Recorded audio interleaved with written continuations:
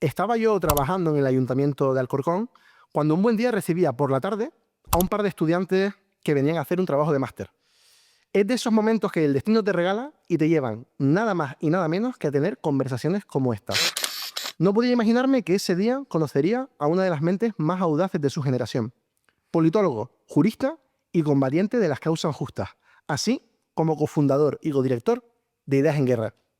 Carlos Entenza, bienvenido a Punto y Comas. Muchas gracias por invitarme y por la presentación tan bonita. Bueno, sale del corazón. Yo te conocí. Ese día venías a hacer un trabajo de máster sobre liderazgo, me acuerdo, con el otro compañero que fue además Con Ángel. con Ángel, que fue cofundador. Te conocí, fue una casualidad, ¿no? Nos conocimos ese día y a partir de ahí luego nos reencontramos en el día a día, como quien dice, Sí, de este mundillo de la política, ¿no? en pequeño. Bueno, pues lo primero que te iba a comentar, para que empezáramos, tú has sido promotor de un proyecto que a mi juicio es muy interesante. Para el que no lo conozca, le invito a que lo busque en redes sociales, que se llama Ideas en Guerra, que no deja de ser algo así como una especie de tanque de pensamiento que think tanks, como dicen, ¿no? La ciencia política norteamericana, Ujú. que a día de hoy creo que nos hace mucha falta. Entonces, si te parece bien, Carlos, Ujú. cuéntanos un poquito en qué consiste este proyecto, que bueno, eres codirector y cofundador, muy importante, ¿eh? Efectivamente. Bueno, pues Ideas en Guerra, como muy bien acabas de explicar tú, es un centro de pensamiento y de acción, yo creo también, progresista, laborista, verde y feminista. Esos son los valores que nos definen. Y, y bueno, nacemos un poco en la universidad, cuando Ángel y yo estábamos todavía estudiando, como tú muy bien has dicho, porque creemos que hay necesidad de crear espacios de pensamiento un poco alejados de cómo se estaba concibiendo el pensamiento de las últimas décadas, que estaba un poco emancipado de la calle y de la militancia, y creíamos que era necesario un espacio que funcionara también como espacio de encuentro de distintas militancias, y que además produjera ideas, pensamiento que impulsara transformaciones progresistas en la medida de lo posible. Me parece interesante porque yo estuve mucho tiempo en el movimiento estudiantil, Ujú. haciendo activismo en el movimiento estudiantil, y es verdad que hay como un periodo en el que, te lo comentaba antes, estábamos charlando antes de entrar, hay un periodo en el que a mí se me escapa un poco lo que ocurrió, ¿no? Entonces, para mí es como la reconstrucción, en el sentido ideológico de producción de pensamiento, de una generación, a lo mejor la que vino justo después, un poquito después que la nuestra, ¿no? La mía, particularmente, con mis 35 años, 36 a punto de cumplir, Ujú. un poquito más atrás a lo mejor. Lo que hizo una generación que pasó por la universidad y que creo que de alguna manera entendía que todo ese conocimiento, tanto teórico como práctico, que había acumulado, tenía que devolvérselo al país de alguna manera, ¿no? Entonces me parece interesante porque es una iniciativa que ahora mismo está ocupando un espacio que poca gente más ocupa, al menos como lo hacéis vosotros. Sí, bueno, humildemente y poco a poco, pero es verdad que también creo que es importante tener ambición. Creo que no renunciamos a, espero, en el medio plazo, largo plazo, pues ser una organización que aglutine gran parte al menos del talento y de la inteligencia progresista, entendida, como decía, en un sentido amplio, también militantes, activistas, investigadores, comunicadores, y que al final no consista solo en comentar la realidad, sino también intervenir en ella. Eso es importante. Es que me acuerdo que en su momento había, antes del 15M, ¿no? Estamos hablando de antes, ¿no? No este ciclo, luego hablaremos de los ciclos Antes de políticos. Cristo. Antes de Cristo, guay, ya nos gustaría antes de Cristo, no, no, un poquito, casi peor, antes del 15M, los largos 2000, como lo llamo yo, el desierto, ¿no? Había mucha gente en la universidad que de manera disgregada, es verdad que la izquierda a lo mejor no estaba en un buen momento en aquella etapa, pero había como una especie de conocimiento que se había ido sedimentando en la universidad, ¿no? Profesores de universitarios que empezaban como a despuntar en aquel momento y empezaban a generar pensamiento. Un movimiento estudiantil que de alguna manera también generó caras nuevas, ¿no? Ujú. Mm, Hubo como tuvo una inercia en esa época de construcción, digamos, de un espacio intelectual, de pensamiento, y mi sensación, y aquí viene mi espacio de crítica, es que después del 15M, con todo lo que ocurrió, en su pluralidad, diversidad, complejidad, muchas de esas personas, una de dos, o se fueron todos a la política institucional, o acabaron más quemados que la pipa de un indio. En el sentido de, al final se metieron en gente que a lo mejor era bastante buena, generando pensamientos, abriendo reflexiones, se quemó en disputas, en peleas, en historias.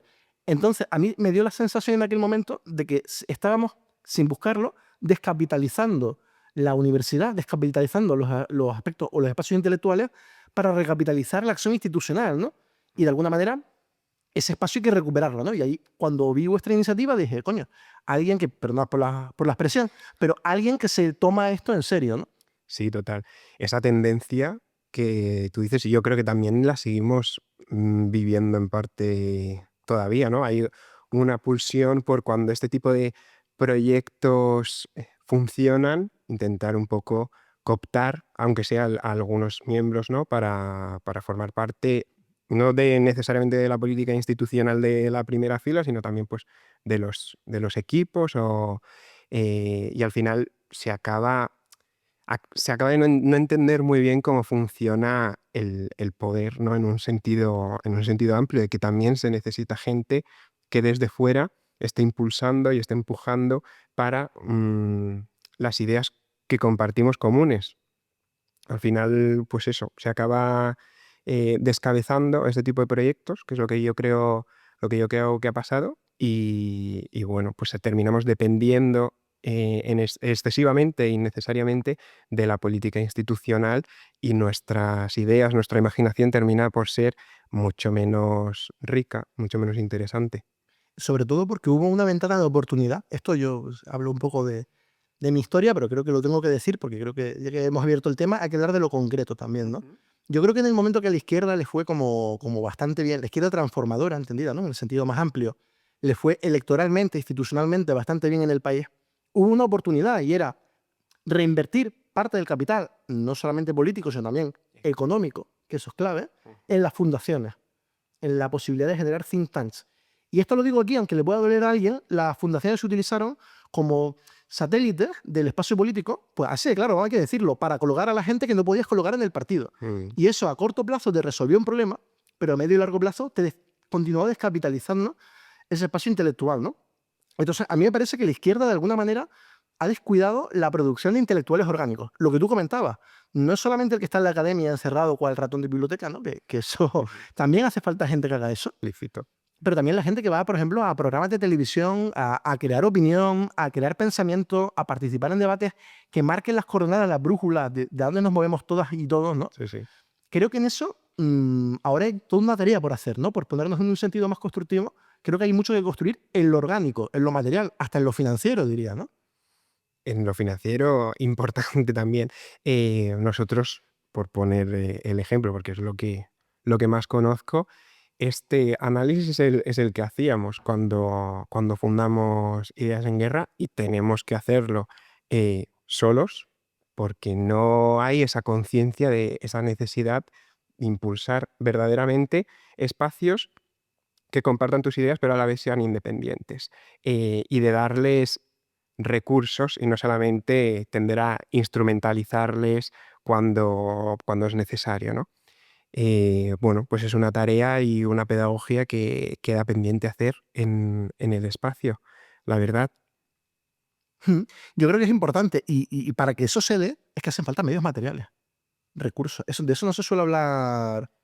Recursos y espacios. Recursos y espacios, exactamente. Porque, por ejemplo, yo pienso, hacéis una charla de debate sobre la cuestión climática. Creo que habéis hecho Ujú. algunas jornadas en ese sentido. Yo sigo en redes sociales. He ido a alguna de cuando presentasteis el Manifiesto por el Bienestar, por Sí. ejemplo, que fue un trabajo, además, interesante, no desde el punto de vista únicamente intelectual, sino también orgánico, de conectar a gente diferente, que yo creo que eso no se valora, ¿no? El producto relacional, ¿no? La posibilidad de poner a gente diferente, de órbitas diferentes, a trabajar en un mismo espacio, ¿no? De confluencia. Más allá de que luego lo que salga de ahí pues sea más o menos concreto o más o menos definido porque busque una orientación o busque otra, ¿no?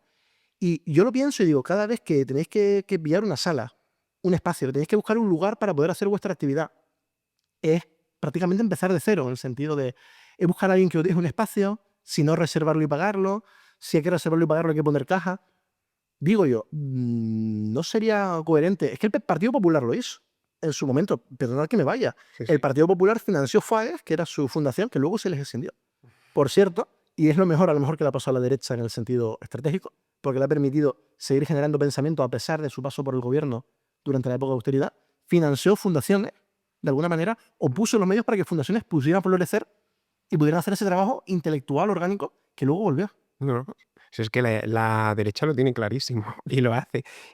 Surge cualquier grupúsculo de ultraderecha sin mayor recorrido, y se puede ver en las redes sociales. No voy a dar nombres porque nos regalamos publicidad, pero ya enseguida tienen un espacio, una financiación que no se sabe muy bien de dónde viene, pero pueden sacar materiales. O sea, yo creo que la derecha, aparte de que obviamente tienen el poder económico, son conscientes de ello, son perfectamente conscientes de la utilidad de estos espacios y de cómo nutrirles, incluso aunque a veces no digan exactamente lo que ellos quieren que digan. Exactamente. Ujú. Ujú. No, y porque también entienden el reparto de roles que decías tú antes muy bien. Saben que les hacen falta tertulianos.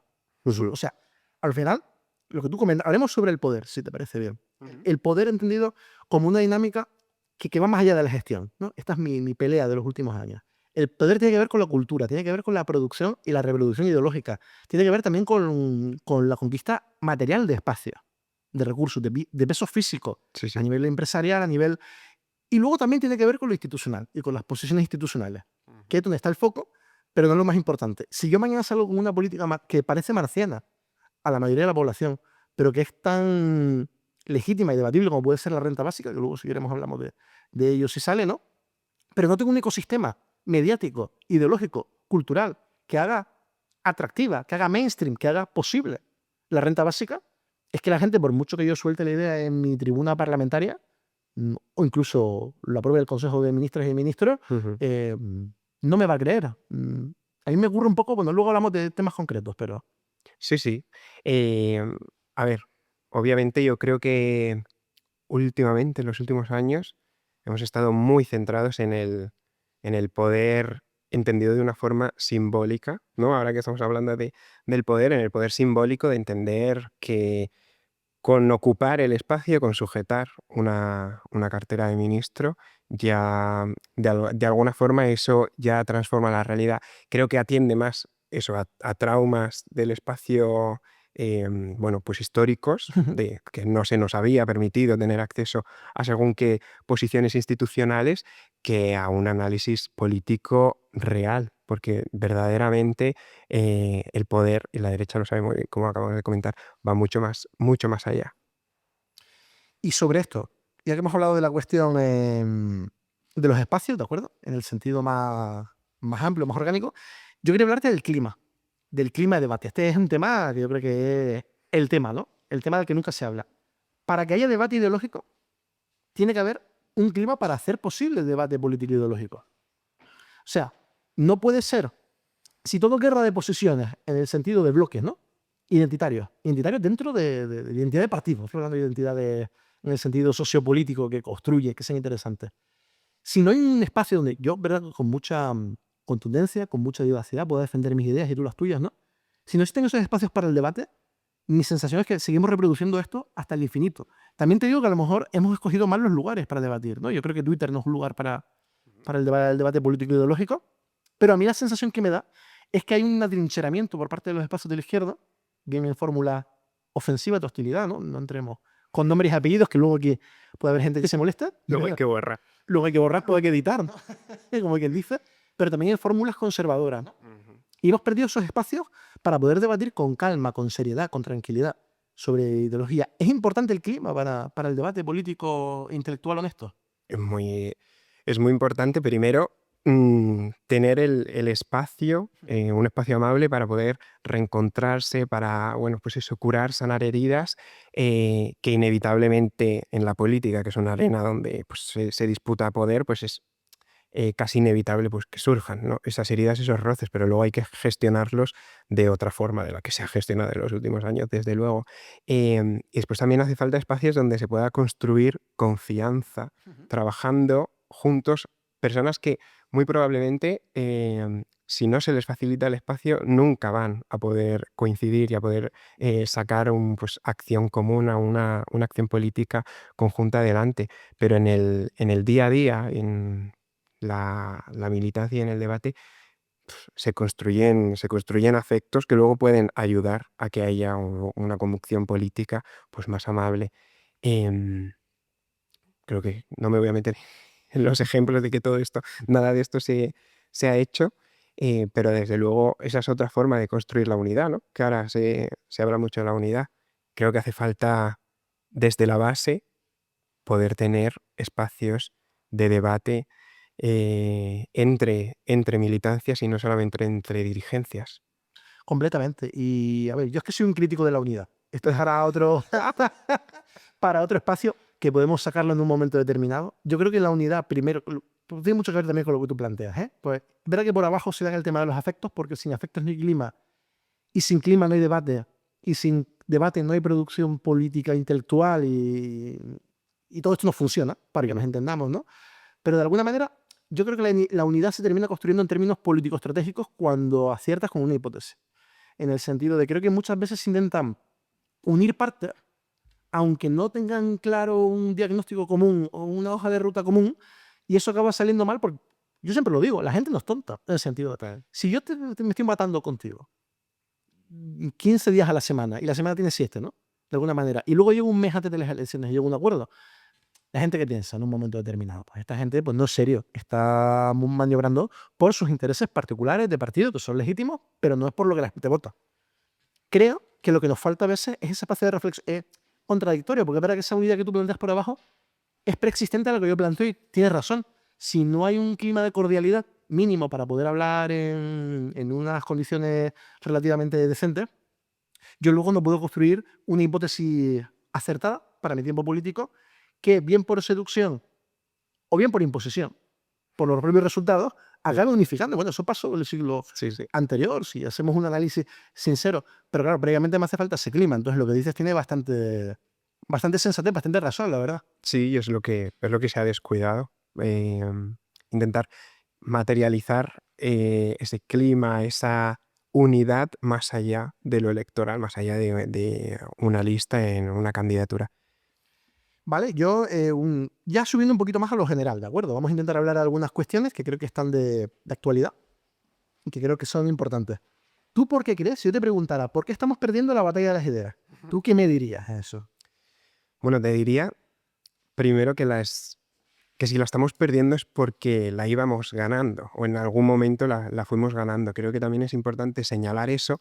A veces somos muy, no sé si derrotistas, pero tendemos a ver más los aciertos del contrario que los nuestros. Y yo creo que ha habido avances políticos muy importantes e ideológicos que han pasado a formar parte del sentido común muy rápido y que por lo tanto, por supuesto, lo que hay enfrente es una reacción a esos avances muy potente y muy fuerte. Después también, por supuesto, hemos cometido bastantes errores, pero a mí me gusta partir un poco de ese diagnóstico, que su batalla cultural no es sino una reacción a que nosotros íbamos ganando esa batalla cultural y de ahí todos los mensajes contra lo woke, Ujú. contra la política identitaria, etcétera. Eh, yo creo que desde luego no se puede ganar de nuevo la batalla cultural si la política está secuestrada por la interna. Eso es también importante entenderlo. Si hay un divorcio entre la política partidaria y la realidad, es imposible volver a ganar la batalla cultural, volver a hacer de nuestras ideas algo transversal o algo hegemónico. La realidad es que, pues que la vida sigue jodida y sigue doliendo. Que los alquileres, pues, están imposibles, la sanidad no está cuando se la espera, los precios siguen subiendo, los salarios no. Si no partes de un análisis real, no puedes esperar ponerte a ganar la batalla cultural. Y un ejemplo de eso, pues por ejemplo, es estar a estas alturas ya, ¿no? Hablando de listas electorales, de unidad, etcétera. Creo que no es solo que eso que ha protagonizado el espacio en los últimos 2 años, porque la mayoría del tiempo, desgraciadamente, Ujú. nos lo hemos pasado hablando de estos temas y por lo tanto no de los temas importantes. em, no es- Primero es algo que ninguno de los dos lados se lo puede explicar de una forma convincente a la gente normal, sin tener en cuenta los fandoms de cada lado, ¿no? Pero es algo que no se puede explicar. Y ya ahora, a día de hoy, yo creo que no es, no es simplemente que no se pueda explicar, sino que ya ni siquiera importa. O sea, ya no importa quién tenga la razón siquiera. Y si estás hablando de eso y mirándote el ombligo, pues lógicamente la derecha te va a adelantar. Además, habiendo demostrado que sí, pues sí que han hecho cosas bien a nivel de mensaje, de simplificar el mensaje y de darle a saber leer el contexto, el sentimiento social y poder dar algo de seguridad a lo que agarrarse, mientras nosotros estamos un poco a por uvas. Completamente. Porque creo que se confunden, esos son los problemas de las élites. Entiéndase élites en el sentido de que todo movimiento genera élites, los partidos políticos generan élites, los movimientos sociales generan élites, Mm, no en el sentido peyorativo. Pero creo que se confunden los intereses de las élites políticas de la izquierda con los intereses del país. En el sentido, son debates, por eso cuando te hablaba de la unidad, de la crítica mía al debate de la unidad, no es como concepto de, evidentemente, un espacio unido, mm, en principio, bajo una hipótesis victoria, ¿no? Pero va a ser más potente para transformar las cosas con espacios separados, eso sin duda. Pero me refiero en el sentido de que son debates, lo que tú planteabas, que le preocupan a unas élites de la izquierda, que es su ego, que es su posición, que es su salario también. Pasa por ahí. Pero no le preocupa al país. El país le preocupa lo que tú comentabas, problemas del día a día, problemas cotidianos que tienen que ver con lo inmaterial también, con lo cultural, con sus derechos, con poder vivir una vida tranquila en el sentido de reconocimiento, pero sobre todo también, o sobre todo, o también con lo material, ¿no? Con poder tener derecho a una existencia. ujú, Y ahí lo vinculo, que lo quería hablar contigo, el tema de la vivienda y de la lucha contra el rentismo, porque creo que una de las batallas más interesantes que hay en este tiempo político es el de la construcción de un pueblo a partir de la movilización por el derecho a la vivienda. Me explico. Los pueblos yo creo que no preexisten, creo que los pueblos, la idea de pueblo, la identidad de pueblo se construye y hay que construirla en un sentido democrático y progresista, y eso supone una batalla material, por supuesto, pero también ideológico-cultural, entendiendo que las ideas y la cultura también son materia, ¿vale? Pero para poder compartimentar a nivel analítico. Y creo que hoy está pasando una cosa en España que las élites de la izquierda, en ese sentido no peyorativo, ¿de acuerdo? Están mirando como no con la importancia en que deberían. Y es que está habiendo un vector movilizador, que es la vivienda, con un elemento concreto, que es la crisis de los alquileres. ujú. Y se está haciendo un diagnóstico que es un problema de país llamado rentismo, o que hemos definido como etiqueta como rentismo, que es un problema para la vida misma, pero luego, si tú empiezas a tirar del hilo, es un problema hasta para el propio desarrollo productivo nacional y soberano del país, ¿no? Porque es un sector que se come las rentas productivas de otros sectores que podrían llegar a generar valor, ¿no? Además de los salarios. Y creo que no estamos prestando atención a la potencialidad de construcción de pueblo que puede haber contra el rentismo, entendido el rentismo como un sistema que va mucho más allá a que el casero me cobre el alquiler, ¿no? Sino como un sistema que secuestra nuestro tiempo de vida, secuestra nuestro salario y captura también la inversión productiva del país, ¿no? Sí.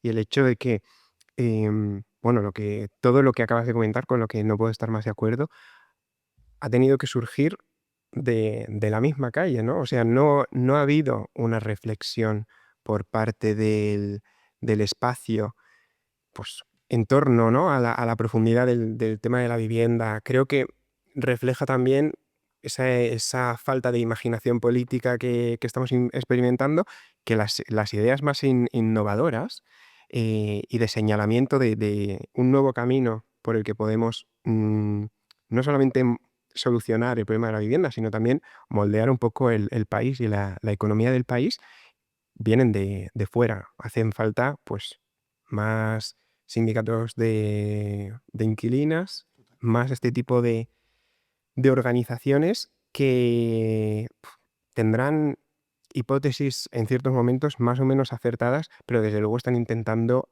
pensar nuevas formas de atacar problemas, mientras que creo que el consenso respecto a la batalla cultural más importante a que se ha podido llegar en los últimos años es la típica discusión de si necesitamos más o menos divulgadores o youtubers de izquierdas, etcétera. Es no entender tampoco que no hay podcast posible o streamer capaz de poder revertir que haya una persona que no puede pagar el alquiler. Totalmente. Es que esa es la clave. Por eso yo hablaba de la construcción de un sentido común contra el rentismo, porque creo que de alguna manera, o sea, del problema concreto, material de no puedo pagar el alquiler, ¿no? De cobro 1.200 euros, pongamos, y tengo que pagar 1.000 en alquiler. Sabemos lo que supone eso materialmente, ¿no? Podemos construir un sentido común, o sea, una nueva manera de percibir y de sentir las cosas que de alguna manera a los sectores afectados los empodera, ¿no? En primer lugar, a los sectores no afectados directamente, pero lateralmente afectados, que tienen algún familiar, algún entorno que indirectamente les afecte, les implica, y que a los sectores intermedios que pueden llegar a dudar. O sea, yo estoy pensando, por ejemplo, en ese casero mentira, porque dice, no, yo estoy cobrando de alguna manera un alquiler, pues bueno, pues para pagarme digamos, el sobresueldo, ¿no? Para pagarle la universidad a mi hija. Esto también hay que decirlo. En la mayoría de casos, ni siquiera es así. Es más triste. Es más triste. Están cobrándote un alquiler para pagarle el tipo variable de la hipoteca al banco. O sea, la casa no es suya, la casa es del banco. Sí, sí. Que esto me dice, yo tengo una casa en propiedad. Dice, ¿cuánto le queda por pagar? 20 años. Oiga, pues usted no tiene una casa en propiedad. La tiene el banco. Y el banco usted se la ha dejado hasta que termine de pagársela. Y ya veremos si se llega al final del camino o no. Totalmente. Vuelvo atrás. Ese sentido común creo que se puede construir y que puede llegar a hacer que el rentismo de vergüenza, a lo que voy, creo que a los sectores intermedios no se les puede pedir en un momento determinado que actúen como cabeza del movimiento, pero sí se puede lograr atacar de la lógica cultural. Yo conozco a gente que le ocurre, que piensa que cobrarle una barbaridad de alquiler a su inquilino o a su inquilino es una cosa denostable, en el sentido de que te señalen por la calle por hacerlo, ¿no? Y eso haga que determinados sectores que no están ganando gran dinero con esto dirán, oiga, vale, yo bajo el alquiler, pero renegóciame la hipoteca, por ejemplo, y se una al bloque histórico, a ese bloque histórico contra el rentismo, ¿no? Lo digo porque se genera en muchas ocasiones el falso dilema entre el pequeño propietario y la gente afectada, ¿no? Y dicen, no, en España esto no se puede cambiar porque la mayoría del país es propietario. Primero, eso no es verdad, porque la mayoría del país tiene una hipoteca, por lo tanto, esas casas son del banco hasta que se demuestre lo contrario con un acta de liquidación, ¿de acuerdo? Mañana el banco puede reclamarlas en pago. Segundo, no es cierto. La mayoría de los sectores intermedios no están siendo grandes beneficiarios del rentismo. Están en una cadena donde al final acaban perdiendo o como mínimo no ganando. Se les puede en un momento determinado incorporar al bloque histórico para que defiendan unos alquileres justos si a ellos se les garantiza el derecho a la vivienda también, ¿no? He tocado muchas ideas complejas, pero No, por abrirlo, porque es que me parece que el choque se simplifica y no es así, en el sentido de... totalmente de acuerdo. También es verdad que tenemos que pensar el por qué, ¿no? Pero si compramos el relato que, como tú muy bien acabas de señalar, tiene bastantes más grises de lo que se suele contar, de cómo se suele contar, aún así tenemos que cuestionarnos entonces, por ejemplo, por qué es la propiedad lo que a gran parte de la sociedad ahora mismo le da seguridad, ¿no? Y por qué no son los alquileres. O sea, hacernos otra serie de preguntas que lleven a la gente a este sentido común, que no tiene sentido que una persona esté trabajando más de la mitad del mes para pagar a otro. Y que eso se llama parasitismo. Completamente. Parasitismo del rentismo, que es un sistema que incorpora a los bancos también. Se nos ha olvidado, yo lo decía el otro día, lo decía en un espacio que tuvimos, yo decía, es que a los bancos son los que han desaparecido de la ecuación. Sí. Es alucinante, nos deben miles de millones de la crisis financiera al rescate. Pues yo lo pienso, digo, oye, no podremos condonar hipotecas con los miles de millones que le debe. Claro, podría ser una solución creativa, ¿no? Y empezar a incorporar gente al bloque histórico, en el sentido de... Pero no, los bancos han desaparecido de la ecuación. Parece que después de la crisis de 2007-2008, el banco no está. Pero el banco es el que sigue dándote la hipoteca a tipo fijo o variable, ya veremos, y el que te endeuda 30 años, bien para que tú puedas intentar comprar tu casa, que nunca es tuya hasta que llegas al final, como dije antes, o bien para que tú puedas poner una casa en alquiler para que tu nieta... Esos paradójicos. A partir de ahí, quien tiene más de 5 casas ya no es la Diapaki. Que tiene más de 15 casas o de 5 casas, Blackstone, el señor rentista o Amancio Ortega diversificando. Que también hay que decirlo, eso ocurre. 100%. Y el 60% de las viviendas que se tocan que se compran así a tocateja no son mi vecina. No Yo son mi creo, vecina. yo no conozco a nadie que haya podido pagar su casa a tocateja. Yo de tampoco. golpe. Yo todavía no. Yo tampoco. Creo que son los círculos en los que nos movemos ahí. Yo creo que si alguien conoce a una persona que haya pagado la vivienda tocateja, que lo diga, que venga aquí, la queremos entrevistar, queremos hablar con ella, queremos preguntarle cómo lo hace. Para pagar así 200.000, 180.000, Total, lo que sea de vivienda. sin explotar a nadie. Yo te quería enganchar, nos estamos yendo un poco de tiempo, se me va a permitir aquí las compañeras y compañeros que me van mirando ya, me van haciendo señas, pero hay algún tema que quería tratar. Agarrándolo con esta idea de bloque histórico en un sentido amplio, la cuestión de los derechos sociales, ¿no? Hay un debate en la izquierda, sobre todo, sobre, digamos, yo lo he definido como la concepción universal de los derechos, ¿no? Que hay por un lado, que creo que es la que se está peleando a nivel de gobierno, a nivel de las principales operadoras de producción intelectual ahora mismo nuevas que hay en la izquierda, ¿no? Y la concepción más segmentada, ¿no? Digamos, de alguna manera, generar derechos más segmentados por condición social, de alguna manera, para, de alguna manera, buscando que la política pública llegue a su presunto público objetivo, ¿no? Claro, esto genera una contradicción, porque al final tú, los mecanismos que terminas generando en muchas ocasiones para que una ayuda social le llegue a quien teóricamente lo necesita, son tan enrevesados, tan complejos, y no tienen en cuenta mecanismos como la cuestión de la cultural, la cuestión del vínculo social con la administración, la cuestión de cómo se vive la vida civil, para la redundancia, ¿no? Como no tienen en cuenta todo eso, al final, ¿qué ocurre? Que sacas ayudas sociales que la gente no cobra a nadie. No, sí. No cobra nadie. Yo a veces lo veo mucho tiempo trabajando en los ayuntamientos y demás. Yo he visto cómo a veces sacabas ayudas que se quedaban desiertas las convocatorias y decías tú, "Pero esto ¿cómo es posible? Hay un dinero público que estás colocando encima de la mesa y no es que no esté llegando, no es que no esté llegando al público objetivo, es que no está llegando a nadie, ¿no? Frente a esto, y te paso la palabra, está la concepción universal, ¿no? Que es construyamos resortes, entiendo que a lo mejor no para todas las políticas públicas no es posible, pero para las fundamentales construyamos resortes universales, como ocurrió con la educación, como ocurrió con la sanidad, pregunta abierta, como tal vez debería ocurrir con la vivienda. Ujú. Habría que plantearlo donde todo el mundo tenga las condiciones fundamentales para una vida en comunidad, una vida civil garantizada, ¿no? Y a partir de ahí vayamos ya maniobrando y especificando, ¿no? No sé cómo ves tú este debate. Creo que... A ver, yo entiendo, bueno, tú sabes lo que pienso, ahora lo digo, pero yo entiendo que haya partes de la sociedad que pueden en ciertos momentos ver la universalidad con recelo, ¿no? En el sentido, mm, ¿va a tener acceso una persona con un patrimonio de millones a una ayuda estatal? También es decir, no la necesita, pero bueno, que puedo entender que pueda haber esas reticencias, pero hay dos claves que yo creo que son fundamentales y que desmontan cualquier tipo de miedo, de resistencia. Primero, que los derechos que pasan a ser parte del sentido común son los derechos universales. O sea, y ha pasado con lo que acabas de decir, con la educación, con la sanidad. Nadie se cuestiona que la educación sea únicamente para personas por debajo de cierto umbral de renta, ¿no? Que la educación pública solamente se puede acceder si demuestras que estás en determinada situación socioeconómica.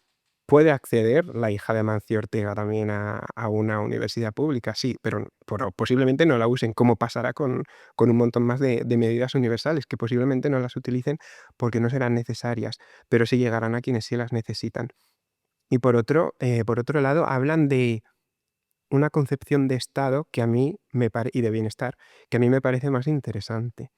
Es decir, si apostamos por un estado de bienestar subsidiario, con trabas, con trámites administrativos interminables, etcétera, y que condiciona mucho todas las ayudas o las hace temporales también, que esto pasa bastante con el gobierno y con el sector socialista del gobierno, que, ¿no? Que me parece como que todas las medidas las hacen temporales en vez de poder cimentarlas y que luego los próximos gobiernos no las puedan quitar o tengan problemas revirtiendo la situación.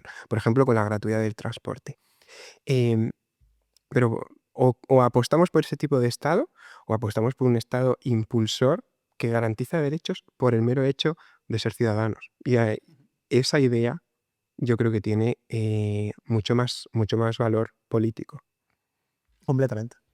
Eso yo creo que es clave, porque al final estamos hablando de bloques históricos siempre, ¿no? Hablamos de bloques históricos para la ofensiva, pero también para la defensa de las cosas, ¿no?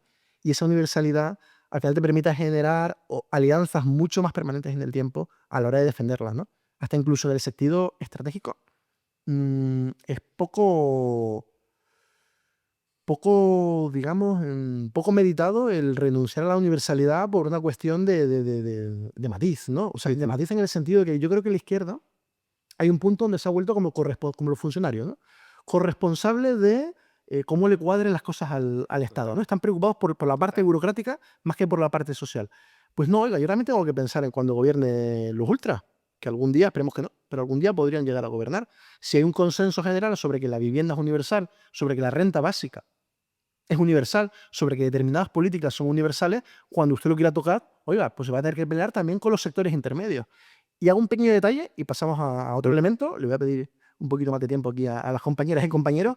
Em, para que la universalidad de los derechos funcione, y esto tenía que ser en este sentido serio y riguroso, la fiscalidad tiene que funcionar.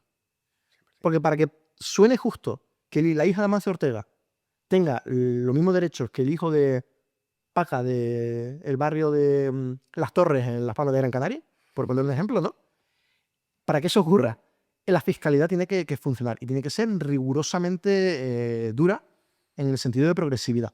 Y debemos buscar mecanismos que impidan que quien venga a gobernar pueda hacer grandes cambalaches, como ocurre en la Comunidad de Madrid y como ocurre en otros lugares. Porque si no, es difícil sostener el elemento de legitimidad de la universalidad, por un lado, y segundo, se puede hacer lo que se ha hecho con la sanidad y la educación en algunas comunidades, bueno, en general en todas las comunidades autónomas, pero sobre todo en algunas comunidades autónomas, como desde la que grabamos este programa, la Comunidad de Madrid, que es rebajar el universal a un nivel, el derecho universal a un nivel tan de subsistencia y tan básico que nadie quiere estar en él, ¿no? Y luego tú vas generando alternativas. Las concertadas, la sanidad privada, el segurito que te sacas por ahí por si acaso, ¿no? Entonces, creo que la fiscalidad es la contraparte del derecho universal. La fiscalidad tiene que ser seria, rigurosa, progresiva y que no la pueda tocar quien quiera con facilidad, ¿no?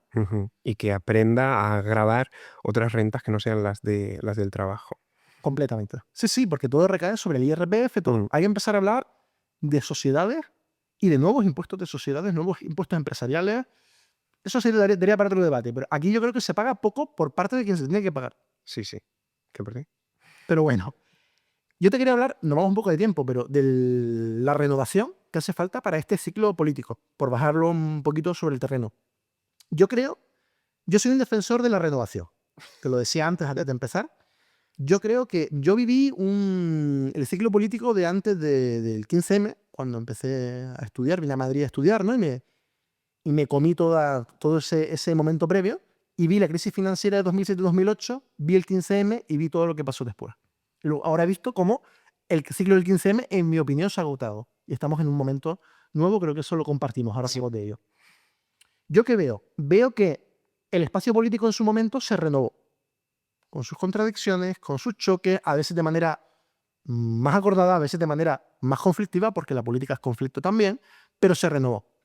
Y yo creo que ahora, en el momento que estamos, o renovamos el espacio político o no lo renuevan. En el sentido de, creo que no es una opción, creo que si queremos volver a tener una oportunidad de ser relevantes a medio plazo en el devenir de este país, en la orientación de este país, hay que renovar políticamente el espacio a nivel de ideas, a nivel de línea política, a nivel de estilos y formas y a nivel generacional también. Hay que incorporar a generaciones que han estado fuera de los espacios decisorios todo este tiempo y que no han vivido ya no el pre-15M, sino que no han vivido ni siquiera el 15M, ¿no? Y aparte de, sin dejar a nadie fuera, ¿no? Pero nuevas caras, nueva gente. Entonces quería hablar sobre esto y sobre el ciclo del 15M, ¿no? Y yo creo que hay un debate que aquí no vamos a tener porque creo que estamos de acuerdo, ¿no?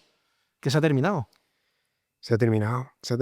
Creo que evidencia de ello es que el buque insignia, no, más allá de que podemos teorizar sobre la hipótesis política, ¿no? Arriba abajo, que ya es obviamente que socialmente y políticamente no funciona, pero el buque insignia del 15M pues, se ha terminado convirtiendo lícitamente en un proyecto empresarial. Lógicamente no ha lugar, eso constata que el ciclo se ha superado, es lícito, cada uno pensará pues, qué plan de pensiones quiere tener y a costa de quién, pero eso muestra gran parte del agotamiento del espacio.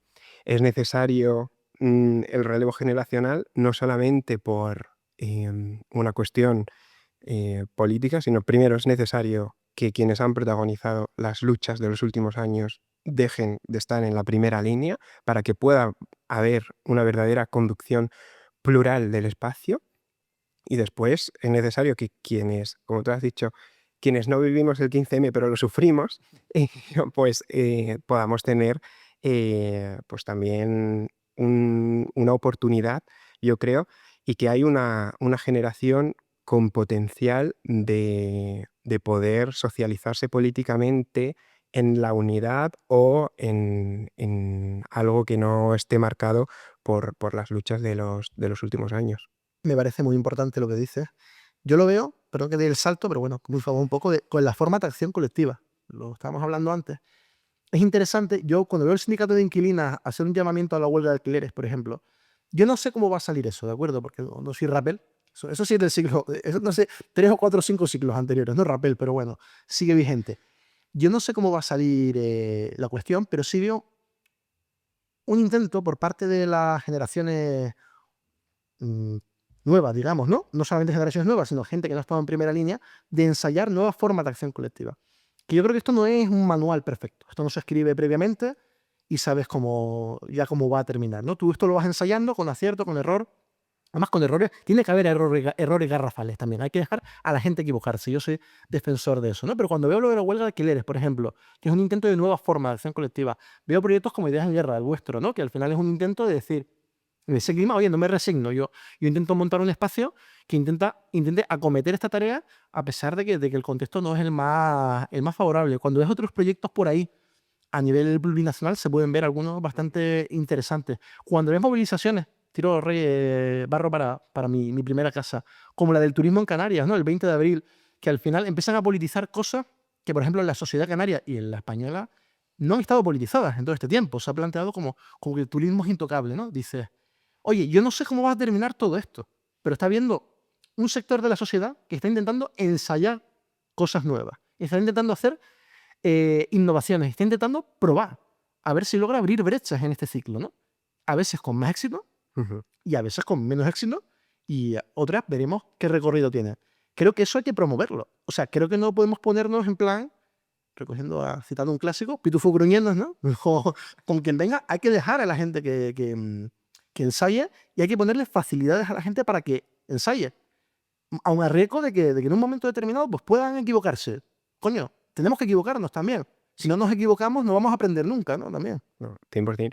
Y me parece también interesante que en esos ejemplos de otro tipo de acción política colectiva, yo lo que veo también es una revalorización del papel de los militantes, entendido en un sentido amplio. Yo creo que hablábamos ahora del agotamiento del ciclo del 15M, la nueva política ha traído también uno de sus mayores errores, yo creo, una devaluación de la militancia, ¿no? Reduciéndola a una persona con un usuario y una contraseña que entra a una página web a validar las decisiones de la dirigencia. Yo creo que en estos nuevos movimientos hay una revalorización del papel del militante a nivel político y de entender la política en un sentido amplio, más allá de lo institucional, más allá de la dirigencia, y entender que hay gente que hace política todos los días, que lo hace de forma desinteresada, en el poco tiempo libre que tiene, y que se merecen voz y se merecen respeto, y que además muchas veces tiene más imaginación que la propia gente que se supone que debería estar liderando, ¿no?, ahora mismo el espacio. Y ahí, ya vamos terminando este bloque, están los cuadros. Los potenciales cuadros de este ciclo político en el que ya estamos, están ahí. Se están produciendo. Los cuadros no nacen diseñados en un despacho. Bueno, los cuadros para colgar en la pared, a lo mejor sí, pero los cuadros no nacen en un despacho. Los cuadros se forjan al calor de la lucha, al calor de sus circunstancias particulares, concretas. Y creo que está habiendo cuadros potentes que están naciendo en los movimientos nuevos, también en históricos como el sindical, como el mundo sindical, donde está habiendo una renovación generacional, Ujú. a mi juicio, esto hablamos otro día si quieres, interesante también dentro del mundo sindical, y dices, oye, los cuadros están ahí. Y como hubo cuadros políticos del ciclo anterior que no nacieron al calor de un paraguas institucional mm, que lo protegiera, al final el pueblo se abre paso, como Ujú. quien dice, ¿no? En su pluralidad de formas, Y los cuadros acaban apareciendo en la lucha, en el debate, en los espacios de decisión, en las discusiones a nivel generacional, en espacios como la universidad o espacios como determinadas asambleas, en los centros sociales, en el sindicato. Muy importante. O sea, aunque usted intente capturar la militancia en un entre en mi página web, recibe un SMS y vote, al final hay gente que quiere hacer cosas. No quiere validar cosas y luego colgar en internet e insultarte en internet. También, que de eso hay, ¿no? Quiere hacer cosas. Y si no lo hace en un partido, lo hace en el sindicato de inquilinas. Y si no lo hace en una coalición de partidos, pues al final lo hace en el sindicato. Y si no lo hace en ninguno de estos lugares, pues a lo mejor se junta con sus amigos y lo hace en un centro social o promueve una plataforma como han hecho Carlos, Ángel y Alba y el resto de compañeras y compañeros con ideas en guerra, ¿no? Entonces que también tengamos en cuenta que los cuadros no van a desaparecer. O sea, los cuadros se van a forjar con o sin el apoyo de la izquierda que ahora mismo domina Ujú. los espacios clave, ¿no? Entonces deberíamos atender a eso. Justo. Y además es lo que necesitamos. Un espacio que no cree solamente imágenes, sino que vaya creando experiencias concretas de movilización y victorias que tienen mucho más poder y que conforman mucho mejor la identidad y el recuerdo. Son más difíciles de olvidar, ¿no? Es más difícil olvidar 3 manifestaciones o una huelga que miles de tweets consumidos desde la soledad de la habitación de cada uno. El potencial político de, de la política centrada en el espacio y en juntarse y en la comunidad es superior. Y yo rompo aquí la cuarta pared, si me lo permites, ya que me pasa el tiempo, porque yo lo que ves alrededor, que las cámaras no enseñen, que la gente que me está echando una mano con esto y que se lo agradezco muchísimo, vienen de ahí. Vienen de ahí, de una u otra manera, todas y todos sin excepción de ahí, vienen bien del movimiento estudiantil, bien del movimiento político partidario, bien de los lugares donde les dejaron militar, bien de la experiencia institucional, bien de generar incluso cultura, música, para en un momento determinado participar en la lucha de las ideas. Miro alrededor y digo, nadie nació politizado porque le dieran una subvención para que se politizara, ¿no? Se politizó porque creían una causa justa, se organizó donde se pudo organizar y a partir de ahí, y esta sala está ahora mismo llena, porque tampoco queremos mostrar las caras y demás, pero está llena de gente que ha tenido ese recorrido. Entonces, que por enganchar en tan en lo concreto, como en esta sala, todas y todos nos politizamos por una experiencia concreta como la que tú dices. Y en la memoria no nos acordamos de la PNL que se presentó en la Asamblea de Madrid, el Parlamento de Canarias o en el Congreso de Diputados. Nos acordamos de aquella manifestación, de aquella manifestación que le dio a ver el 15M, de esa huelga estudiantil donde, pues sí, pues cerramos la universidad y hubo a lo mejor pues, que tener algún tipo de desacuerdo con la policía, ¿por qué no? Porque esto ocurre también, de aquella discusión en una asamblea de la universidad, de aquella militancia de barrio donde conociste a gente comprometida y empezaste a pegar carteles, de aquel concierto que llenaste en un festival y que te permitió, pues que lo que te costó tanto sacar adelante tu grupo de música con un mensaje más combativo, pues llegara a diferentes lugares. Esas son las experiencias que tú dices que capturas, ¿no? De recuerdo.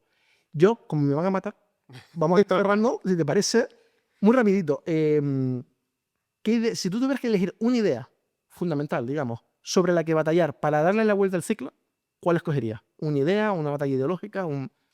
Pregunta abierta, ¿no? Intento no extenderme. A ver, yo creo que hay muchas, y muchas las hemos mencionado ya, hasta el tema de la vivienda, la universalidad y demás, pero para mí hay una que táctica o estratégicamente es superior y que las puede incluso englobar, que es la identidad. Por un lado, el construir una identidad de izquierdas atractiva o que vuelva a ser atractiva, deseable, mainstream, y por otro lado, bueno, y creo que no, a veces teorizando podemos ser poco concretos y tal, lo voy a intentar concretizar en que ser facha vuelva a ser algo negativo, vuelva a generar reproche social, ¿no? Que algo que ahora vemos, especialmente también mediado por las redes sociales, etcétera, que una persona que tiene comportamientos y comentarios abiertamente xenófobos, racistas, transfobos, eso vuelva a tener reproche social. Y eso pasa por hacer de nuestra identidad una identidad pues más, sí, rebelde, desordenada, pero atractiva, alegre, importante también, que a veces hemos pecado un poco también de ser un poco pues aburridos y yo creo que todo pasa también por ahí. Creo que es una batalla fundamental. Creo que va a depender esa batalla de cuánto sea capaz la izquierda política, por definirla de alguna manera, de acercarse a las reclamaciones, al sentido común del pueblo para tirar en un sentido progresista y democrático sobre él, y va sobre la politización de las cosas. Y en eso, que vamos ya terminando, te quería hacer un regalillo, que es el libro de Fisher, de Realismo Capitalista. No sé si se está viendo bien, ¿no? Sí. Que está, te lo regalo. Muchas gracias. Este libro para mí tiene una importancia, porque es verdad que en el ciclo, después de 2021, yo llegué a la conclusión, bueno, muchas y muchos estamos aquí, en esta sala además, de que el ciclo ya se había terminado de verdad, que no era una apariencia, no era un susto, sino que de verdad el ciclo político estaba cambiando. Y a algunos nos tocó, pues, enfrentar el periodo electoral de 2023, porque ejercíamos dirigiendo estrategias y campañas en aquel momento, ¿no? No nos fue mal, para como le fue a todo el mundo, creo que conoces el caso, creo que Sí. es tu ciudad, además, ¿no? Y uno de los libros, yo hice una especie de reflexión, de balance teórico. Intenté, desde el 21 hasta el 22, hacer una relectura, una reflexión teórica, para intentar reubicarme teóricamente, para luego reubicarme políticamente, estratégicamente en el momento en el que estábamos. Y uno de los libros, leí varios, ¿vale? Pero uno de los que me marcó fue el de Fisher, el de Realismo Capitalista, que habla de temas fundamentales como la politización de la salud mental, la cuestión de la lucha contra la burocracia. Es un libro que puede ser un poco denso en ocasiones, pero que creo que merece la pena. No sé si lo has leído, pero te lo quería dar Muchísimas gracias. como regalillo y, coño, como una manera de agradecerte que hayas venido aquí y hayas estado este rato largo Muchísimas gracias. con No, nosotros. ha sido un placer y para lo que sea, aquí estoy yo y el proyecto. Pues muchísimas gracias por todo. Yo creo que terminamos ya. Muchas gracias a todas y todos por seguirnos. Solamente quiero recordar una cosa. Estamos grabando esto en la Quinta del Sordo, ¿de acuerdo? Es un espacio colaborativo, es un espacio social que está en el centro de Madrid, que nos ha facilitado muchísimo las cosas y que es un proyecto al que yo a todas y todos les animo, que si tienen que están buscando un coworking, están buscando una librería para adquirir el último libro, o si simplemente se quieren tomar un café, porque hay una cafetería que abre entre semanas, pues que se acerquen un día, que conozcan el espacio, agradecerles las facilidades que nos han puesto y simplemente invitarles a todas y todos que sigan viendo el próximo programa de Punto y Coma. Nos vemos en próximas ocasiones. Muchas gracias y Carlos, nos vemos en las calles. Nos vemos.